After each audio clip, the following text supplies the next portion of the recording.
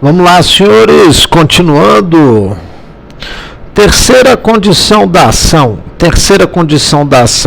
Lembrando que é o PIO, né? Lembrando aí que é o famoso PIO, possibilidade jurídica do pedido, interesse de agir, legitimidade ad causa. E sobrou o terceiro para a gente. Legitimidade de agir ou legitimidade ad causa, tá? Legitimidade de agir, o titular da ação penal ele tem que ser legítimo. Quando estamos falando de uma ação penal pública, o titular da ação penal é quem? Ministério Público, né? Promotor de justiça, representante do parquê, né? Quando estamos falando aí de uma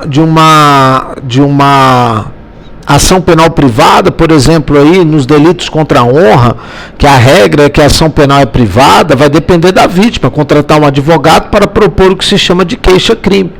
Aí você vai chamar de querelante, a vítima, e querelador, o acusado. Isso tudo vamos estudar aqui. Beleza? Para quem quiser anotar, vai lá. É a legitimidade para o processo, ou seja, a pertinência subjetiva da demanda. Então, é a legitimidade para o processo, vírgula, ou seja, a pertinência subjetiva da demanda, ponto e vírgula. Nos crimes de ação penal pública, o legitimado para a demanda é o Ministério Público, vírgula. Enquanto nos crimes de ação penal privada é a vítima, tá? Que vai ter que propor aí a queixa-crime.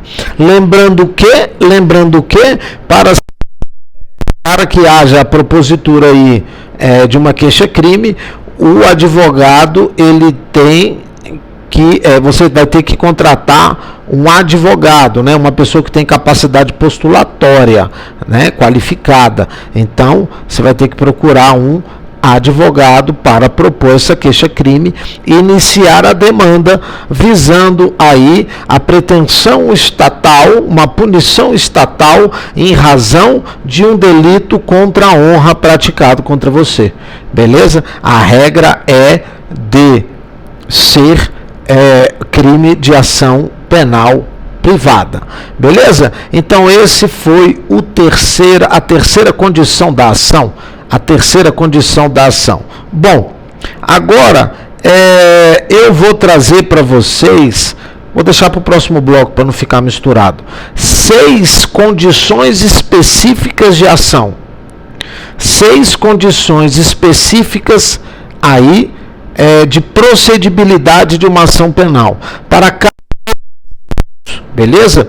Então vou ver ou se ficar muito grande, uma em cada, se não junto de 2 em 2, de 3 em 3. Mas para não misturar com as condições clássicas e específicas da ação, que é o PIO, possibilidade jurídica do pedido, o interesse de agir, e legitimidade ad causa, lembrando que a possibilidade jurídica do pedido, o fato tem que ser típico, tá? Pode até não ser ilícito, pode estar acobertado por uma causa excludente de ilicitude, mas tem que ser típico. Se for atípico, não tem possibilidade jurídica desse pedido ser acolhido.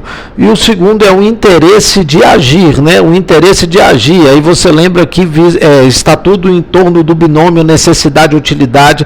E para que você quer propor uma ação penal se o caso já está extinto a sua punibilidade, por exemplo, pela prescrição.